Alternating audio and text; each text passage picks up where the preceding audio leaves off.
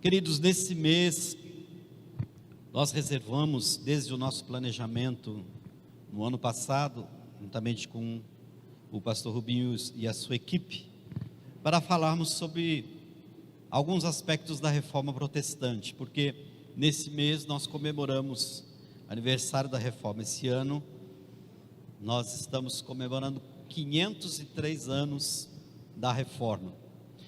E nós decidimos tratar nesses domingos a respeito daqueles pontos que são os pilares da Reforma, conhecidos como 5 solas.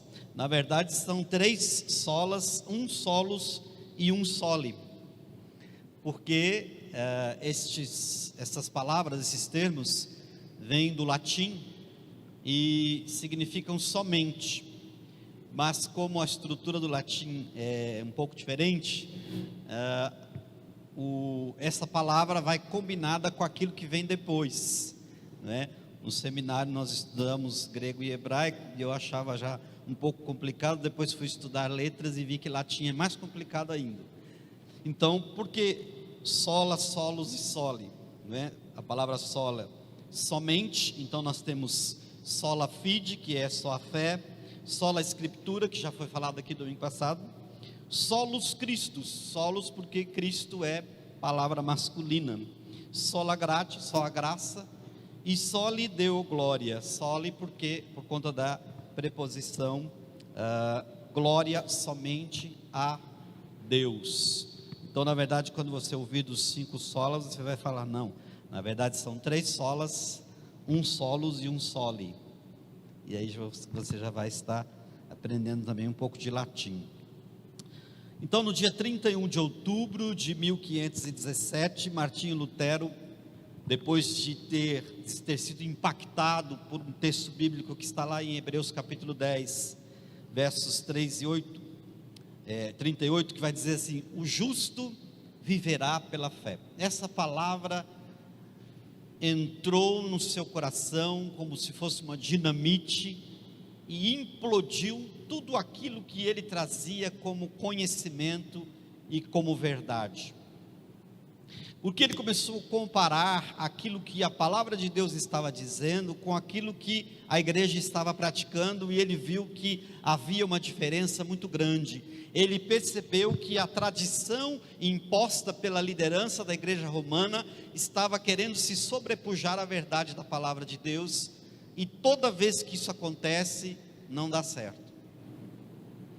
Então eles estavam vivendo no momento em que a Basílica de São Pedro tinha sido iniciada e não tinha dinheiro para terminar. Se eu não me engano, na época era Papa Leão X. Ele fez empréstimo nos bancos para terminar a Basílica, mas não foi suficiente. Ele teve uma ideia. Ele proclamou um documento que levaria para as pessoas, para as cidades, para a comunidade, dizendo que a partir daquele documento, quem comprasse aquele documento por uma soma em dinheiro, ele poderia, então teria a possibilidade de resgatar um parente que já morreu do purgatório para o céu. Esse documento se chamava indulgência. Existia até o lema dessa campanha de arrecadação, que era assim: quando o barulho da sua moeda cair no fundo do gasofilácio, a alma do seu parente sai do purgatório e vai para o céu. Isso que hoje, para aqueles que conhecem a palavra de Deus, soa estranho, para a maioria das pessoas que não eram estudadas, que não tinham acesso à Bíblia. A Bíblia não era traduzida ainda na língua das pessoas, na língua nativa. As missas eram rezadas todas em latim, então havia um distanciamento muito grande entre o povo, de um modo geral, e o clero, e aquilo que acontecia na igreja. Fora o misticismo que já imperava na Idade Média, isso não soou muito estranho para as pessoas comuns, mas para aqueles que eram um pouco mais estudados, para aqueles que tinham acesso aos textos da palavra de Deus, começou a ficar muito estranho. E notem que esse era apenas um aspecto dos desvios e dos desmandos da igreja daquele tempo. Então Martinho Lutero, quando ele viu e foi impactado pelo Espírito Santo e pela palavra que anunciava que o justo viverá pela fé, ele então, utilizando-se do modelo daquela época, propôs debates teológicos na igreja do Castelo de Wittenberg. E aí você já deve ter ouvido, ele escreveu 95 teses que propunham uma reforma na igreja e que questionavam essas práticas antibíblicas. E essa era a forma então de convocar os pensadores, os teólogos, para debaterem aqueles assuntos, para trazerem novamente a igreja a uma realidade bíblica verdadeira. E o resumo dessas teses, então, nós temos aí essas 5 colunas que fazem parte do pensamento da reforma: só a fé, somente as Escrituras, somente Cristo, só a graça e glória somente a Deus. A impressão que temos quando olhamos para essas 5 colunas é que nós estamos pregando em cima do óbvio, mas como nós já temos dito aqui, e outros pastores também disseram, de tempos em tempos é necessário pregar o óbvio, porque as pessoas podem se esquecer, porque outras ideias podem chegar, porque o pensamento, a cultura, o conhecimento podem se desdobrar em outras coisas. Hoje, por exemplo, nós temos até a estrutura da nossa língua portuguesa, alguns querendo alterar essa estrutura para atender a grupos minoritários que não se sentem representados. Você já deve ter ouvido isso, está nas cartilhas de algumas escolas, nos contratos de trabalho e até nas embalagens dos alimentos, termos neutros que não denotam nem masculino nem feminino, porque o pensamento das pessoas está mudando. Mas a palavra de Deus não muda. A palavra de Deus é a mesma.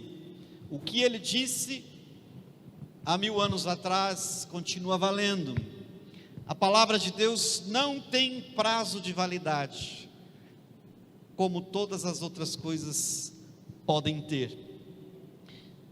Então, nesses domingos, nós estamos falando a respeito dessas 5 colunas, e hoje eu gostaria de falar a respeito da graça e da fé. Nós colocamos 2 nesse domingo, porque não daria para falar uma por domingo. E o texto que nós temos para hoje é Efésios capítulo 2, versos 8 e 9, que diz assim: porquanto pela graça sois salvos por meio da fé, e isto não vem de vós, é dom de Deus, não vem das obras, para que ninguém se glorie. Esse texto é muito conhecido, e uma das coisas que esse texto nos informa é que graça e fé são elementos inseparáveis no plano de salvação. São componentes imprescindíveis para os que querem se reconectar com Deus. A graça e a fé.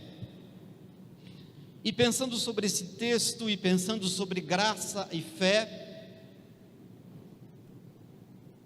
eu encontrei 4 afirmações importantes para que nós possamos aprender juntos aqui com o Espírito Santo e com a palavra sobre esses 2 elementos tão importantes que devem fazer parte do nosso cotidiano com Deus a partir do momento em que nós entregamos a nossa vida para Jesus. É impossível uma caminhada com Deus sem entendermos a respeito da fé. É impossível uma caminhada com Deus sem entendermos a respeito da graça. porque são os elementos basilares que constituem aquilo que nós cremos. Dia desses eu conversava com uma pessoa falando a respeito do baixo nível de formação de algumas universidades, e eu disse para essa pessoa que alguém me disse que no curso de engenharia que ele fez, um colega de classe se formou engenheiro sem saber a regra de 3. Isso é perigosíssimo, porque uma obra assinada por essa pessoa pode desmoronar na cabeça dos moradores, como já aconteceu na história do nosso país. E você também não pode continuar ostentando este nome de cristão se você não sabe o que significa a graça e a fé. Portanto, vamos às nossas considerações. Primeiro, a graça aponta para uma iniciativa de Deus de se aproximar de nós. O texto que nós lemos diz que é dom de Deus. Na terça-feira nós falamos que o Evangelho é um poder que vem do alto, que está fora da nossa realidade, que desce sobre nós. A graça, que é um componente importante no plano da salvação, também aponta para uma iniciativa de Deus de se aproximar de nós. A graça é o instrumento da manifestação do amor de Deus. Ele busca o homem desde a sua queda. Quando nós olhamos a narrativa de Gênesis, nós vamos ver que logo nos primeiros escritos ali nós temos a criação, todas as coisas, a natureza em harmonia, homem e mulher, e logo nós temos uma notícia ruim: o homem decide desobedecer uma ordem clara do Criador, e aí então o pecado vem como esse componente ruim fazer parte do dia a dia do homem e da mulher. Mas juntamente com essa notícia ruim, nós já temos o prenúncio, nós já temos a profecia, nós já temos aquilo que conhecemos como proto-evangelho, um sinal de Deus de que Ele já estava preparando um plano de resgate de todo ser humano, para resolver exatamente o problema do pecado.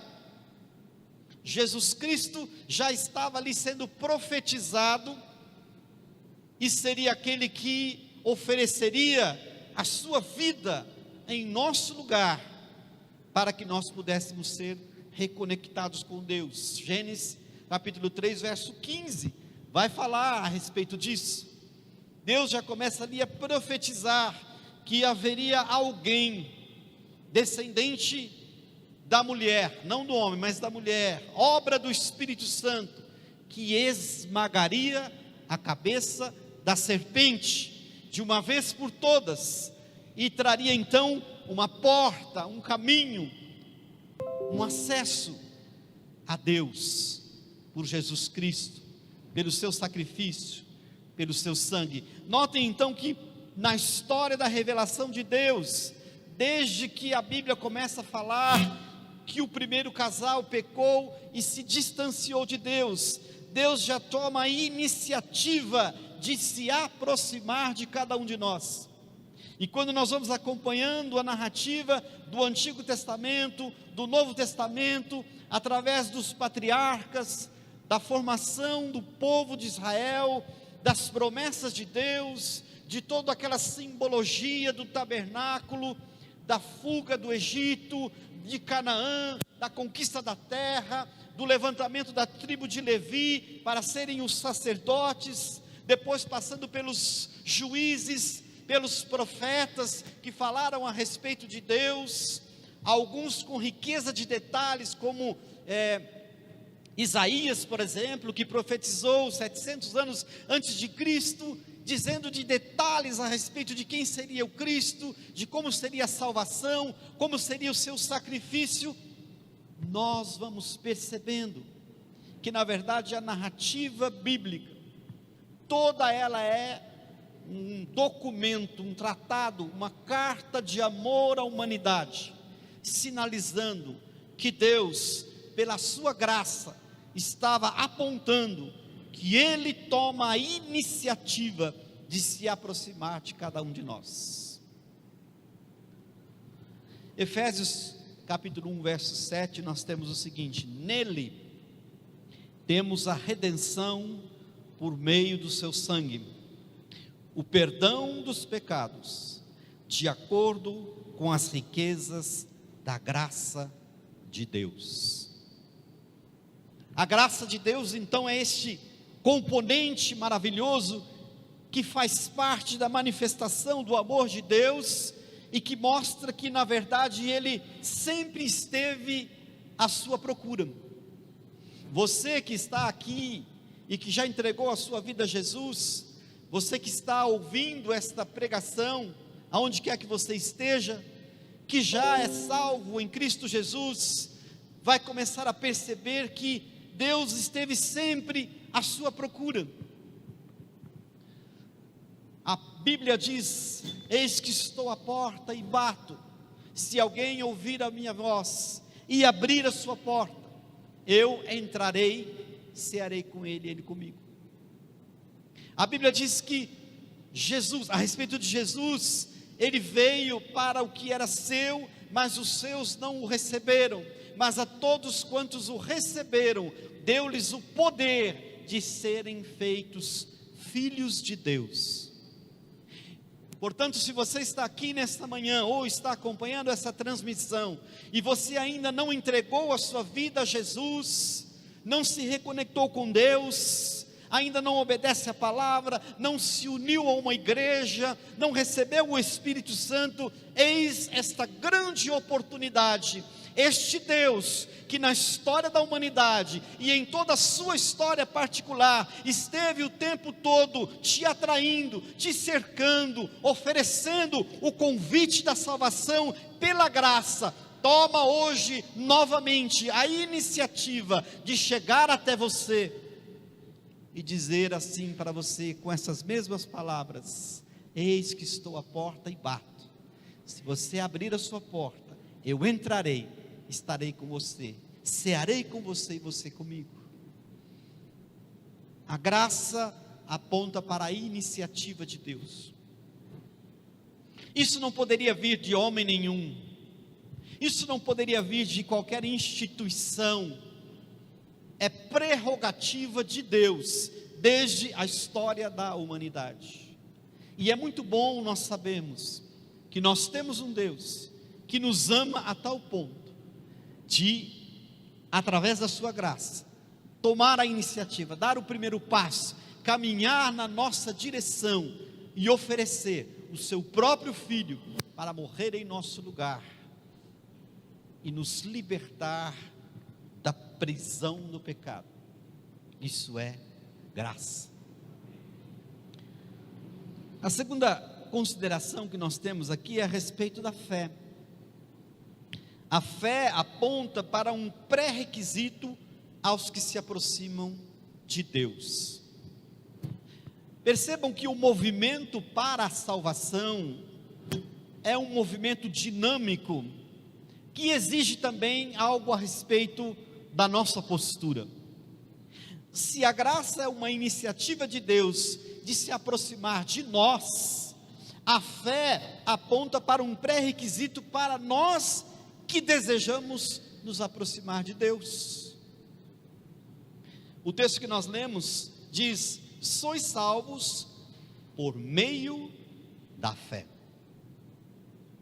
Crer é um requisito básico para se dirigir ao objeto da adoração. Requer exclusividade. Esses dois conceitos só podem ser encontrados no cristianismo. Crer é requisito básico para se dirigir ao objeto da adoração. Nas outras religiões, isso não é um requisito básico. Você não precisa necessariamente crer para se aproximar do objeto da adoração. Você faz o seu culto, você leva as suas oferendas, você faz os seus rituais, mas muitas vezes isso tudo está embasado, envelopado numa crise de consciência, mas não está baseado em fé. A fé é um elemento exclusivo do cristianismo. A fé verdadeira é um componente exclusivo daqueles que se apresentam de Deus, perante Deus. É um requisito básico. Em Hebreus capítulo 11, verso 6, nós vamos ler o seguinte: sem fé é impossível agradar a Deus, pois quem dele se aproxima precisa crer que ele existe e que recompensa aqueles que o buscam. Então é necessário que aquele que se aproxima creia. Outros deuses não exigem este nível de aproximação, até porque não são deuses. O cristianismo primitivo conhecia o panteão dos deuses gregos,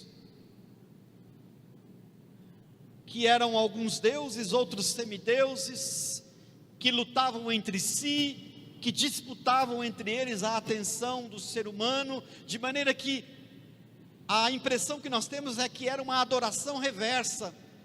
Os deuses é que estavam preocupados em disputar a atenção dos seres humanos, e não o contrário. Nos deuses romanos era a mesma coisa.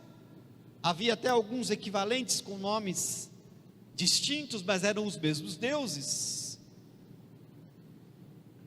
E depois, durante a história, todas as outras demais religiões politeístas, que tinham vários deuses, aconteciam a mesma coisa.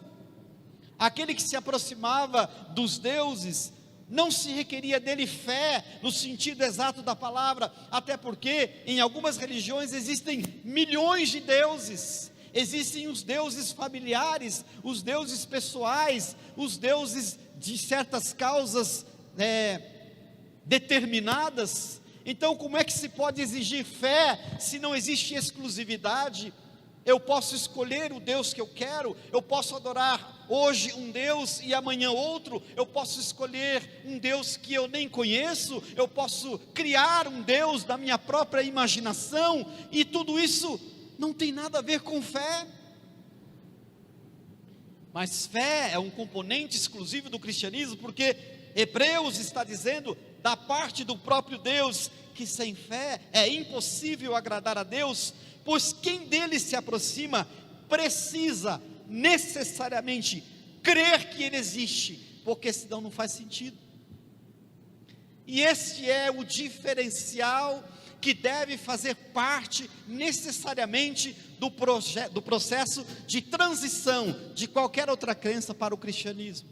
Muitas pessoas, quando vêm de outras crenças para o cristianismo, não entendem muito isso, porque não foram acostumados a desenvolver fé para se aproximar de Deus. O apóstolo Paulo, quando passeava em Atenas, ele ficou impressionado a quantidade de deuses que eles tinham, os altares.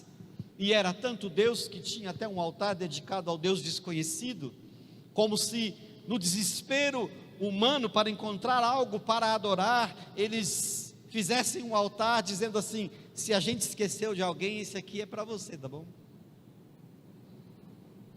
Mas isso não é fé, isso pode ser desespero, isso pode ser consciência pesada, isso pode ser que o seu espírito está perdido, qualquer outra coisa menos fé. Então, somente no contexto do cristianismo é que a fé aponta para um pré-requisito aos que querem se aproximar de Deus.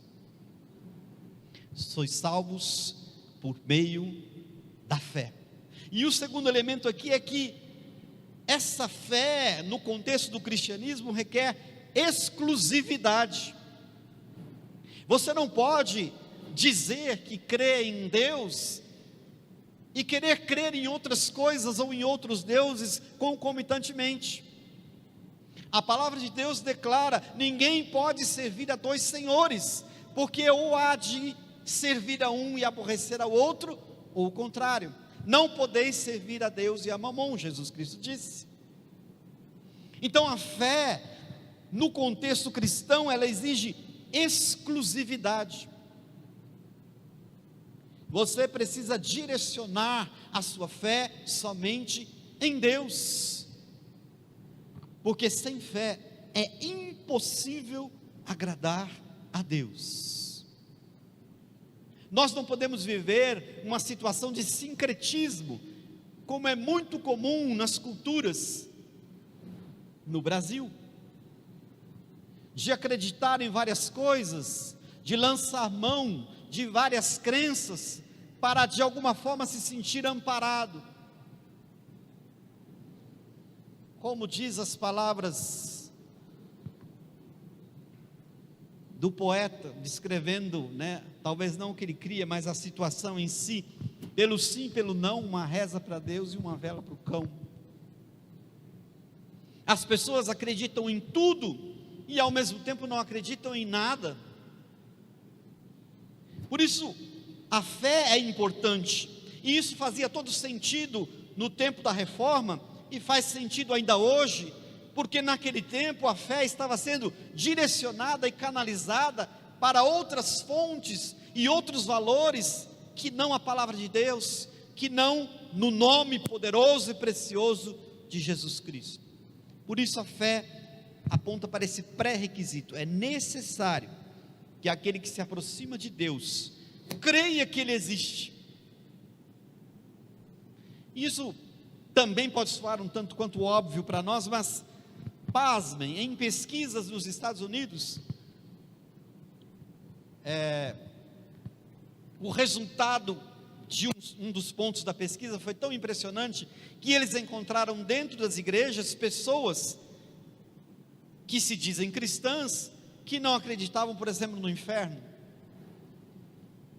ou que achavam que não existiria o céu, quando acabar o mundo, acaba tudo. E pior, pessoas que não acreditavam que Deus é o Deus da Bíblia, o Todo-Poderoso, o Eterno. Então nós chegamos ao cúmulo de termos, dentro de igrejas cristãs, crentes ateus, por pior que isso possa parecer.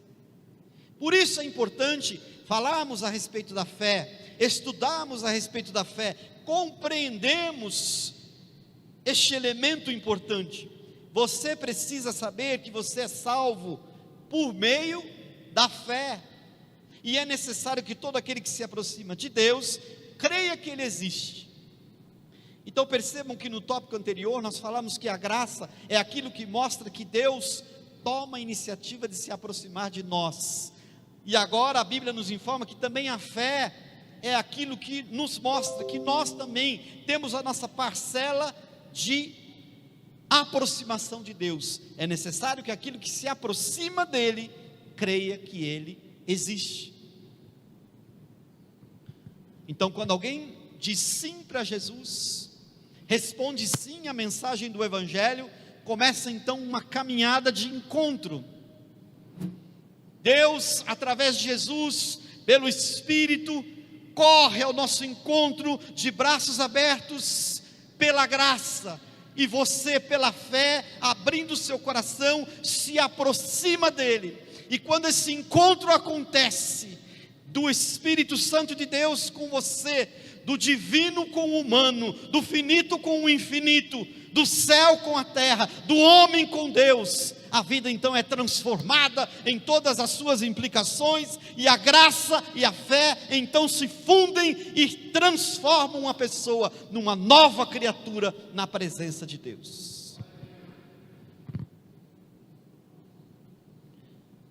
A terceira coisa que nós compreendemos a respeito de graça e fé, voltando agora na graça, é que a graça aponta para um presente oferecido a quem nada merece. O texto que nós lemos diz que não vem de vós, não vem de nós. Pela graça sois salvos por meio da fé, e isto não vem de vós. Por que a graça é um presente oferecido a quem nada merece? Nós somos mal acostumados. Nós achamos que nós temos direitos. Culpa disso é talvez o sistema educacional.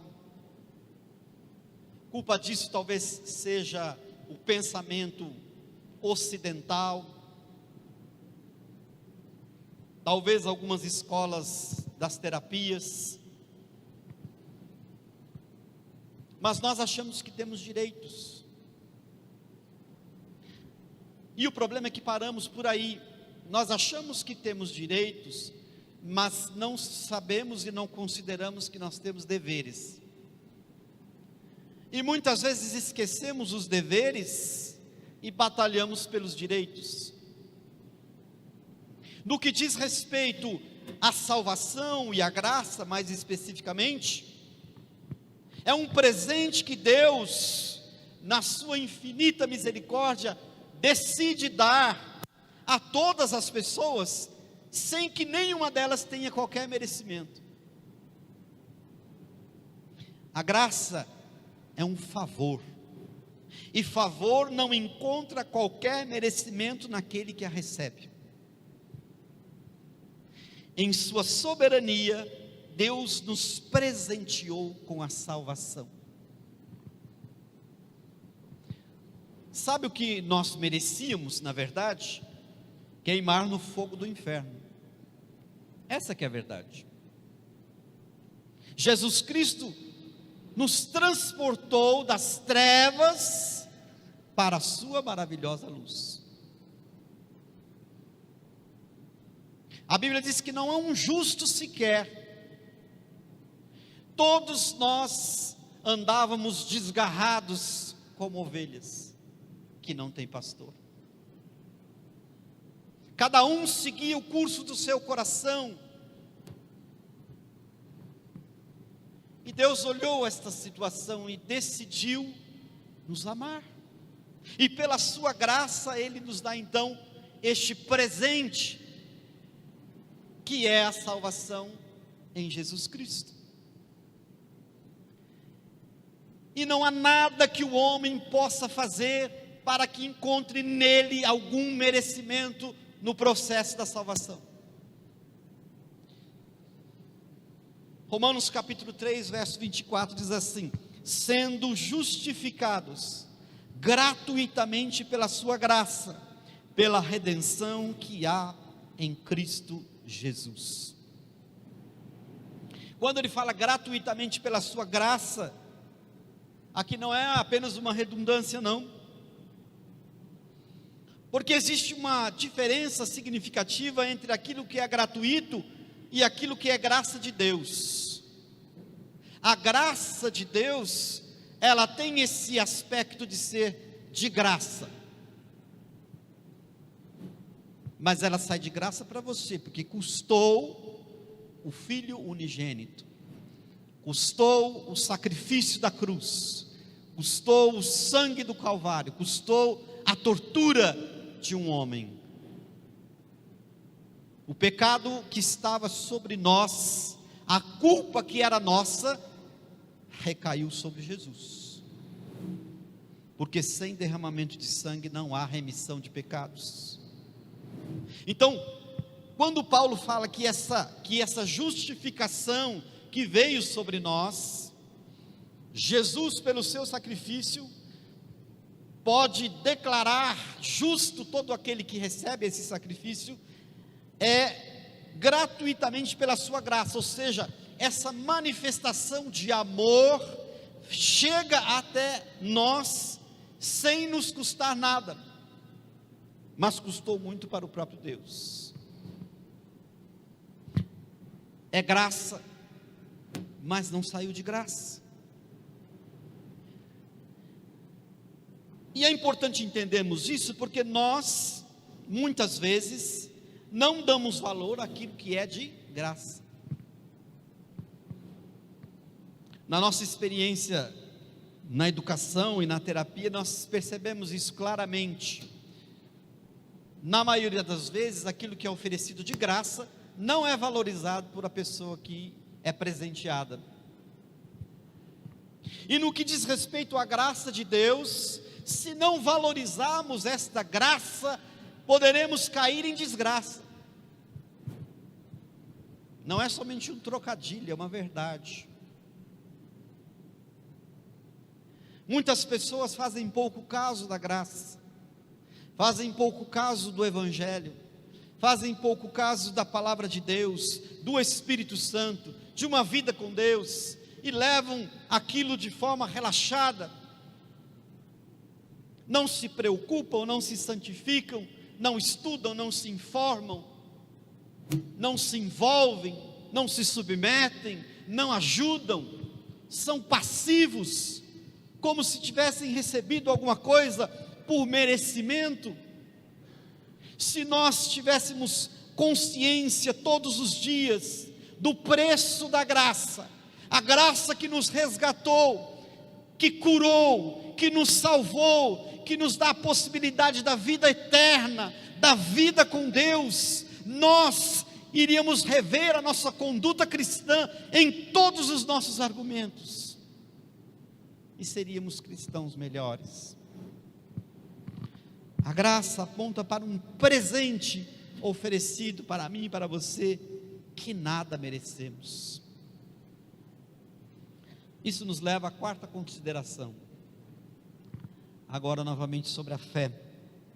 A fé aponta para uma certeza, sem qualquer lastro racional. A fé aponta para uma certeza, sem qualquer lastro racional. O texto que lemos diz assim: não vem das obras. Às vezes nós consideramos obras apenas como obras sociais, ajudar o próximo, dar uma cesta básica. Também compreende isso, mas não é só isso. Obra é tudo aquilo que nós realizamos com as nossas mãos, com o nosso envolvimento com os outros, nas questões relacionais, enfim. E o texto está dizendo que a salvação, a fé, a graça, não vem das obras, ou seja, é impossível que nós, pela nossa vontade, possamos manipular qualquer aspecto que diz respeito à nossa salvação. A fé aponta para uma certeza sem qualquer lastro racional. Por quê? Porque obras estão no campo da racionalidade, mas a fé é sobrenatural, é o Espírito sobrepujando a razão. Tanto isso é verdade porque você pode fazer obras sem fé, mas é impossível você ter uma fé genuína e não realizar obras. A palavra já diz: mostre-me as tuas obras pela fé, que eu te mostrarei a minha fé pelas obras. Então muitas obras são realizadas sem o componente da fé. Por quais razões? Sei lá, para se promover, para tirar uma selfie, para fazer propaganda política, para melhorar o status da empresa, para captar dinheiro do governo. Existem muitas razões para se fazer obras, às vezes até para acalmar a consciência de um dinheiro recebido de forma ilícita, por não pagar impostos, por roubar dos funcionários, enfim, existem dezenas de razões pelas quais as pessoas podem fazer obras. Por isso ela é totalmente diferente da fé. A obra está no campo do racional, da vontade, mas a fé está no sobrenatural. A fé faz parte do Espírito. Por isso a fé aponta para uma certeza sem qualquer lastro racional. Como é que eu posso ter certeza de alguma coisa, humanamente falando, sem o racional? Como eu posso ter certeza de alguma coisa se não está nos livros da ciência? Como eu posso ter certeza de alguma coisa se um especialista não confirma, se a ciência não assina embaixo? Isso está no campo racional. As pessoas só acreditam naquilo que elas podem dar conta, daquilo que pode ser provado, comprovado, explicado. Mas isso está no campo reduzido da racionalidade humana, e como ela é falha.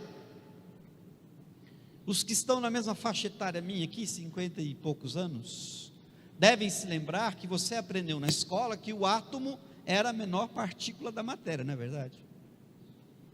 E de lá para cá isso mudou muito. Mudou tanto que os cientistas descobriram o que eles entendem hoje, a menor partícula, que se chama bóson, que é tão impressionante e inexplicável que eles chamam de partícula de Deus. Porque pode ser que essa partícula seja a essência da criação de todas as outras coisas, fisicamente falando. Se eu pegar a tabela periódica dos elementos, hoje, ela vai ser diferente daquela que eu aprendi e decorei na 5ª série do ensino fundamental, sei lá como é que chamava naquele tempo. Porque outros elementos foram incluídos. Os livros estão sendo revistos, revisados, atualizados, porque a ciência, embora seja muito boa, ela não é exata. Eu já nem sei mais se Plutão continua sendo planeta.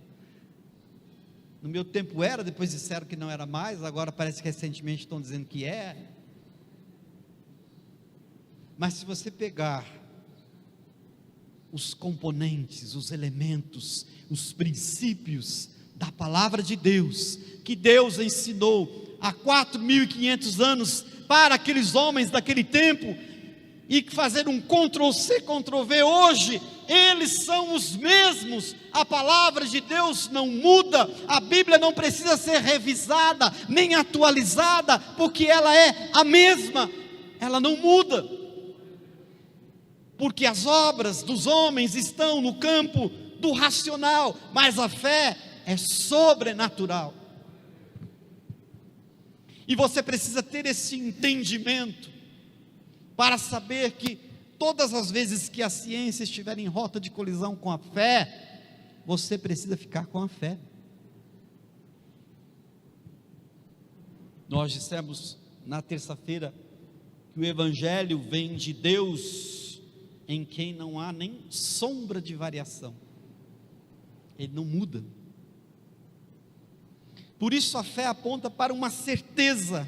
Olha o que diz 1 Coríntios 2, 4 e 5, e a minha palavra e a minha pregação não consistiram em palavras persuasivas de sabedoria humana, mas em demonstração de espírito e de poder, para que a vossa fé não se apoiasse em sabedoria dos homens, mas no poder de Deus.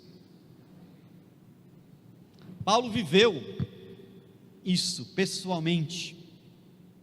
Ele era um grande conhecedor, não somente das línguas, das principais línguas faladas naquele tempo, mas da sabedoria, tanto dos judeus, quanto dos romanos, e da filosofia dos gregos. E ele sabia que muitas pessoas naquele tempo andavam por ali fazendo os seus discípulos por conta do seu discurso, de técnicas de persuasão. Paulo até se utiliza de parte deste expediente, principalmente na carta aos Romanos, se eu não me engano, onde ele vai fazendo perguntas a um interlocutor imaginário, e através dessas perguntas, as respostas naturalmente são suscitadas.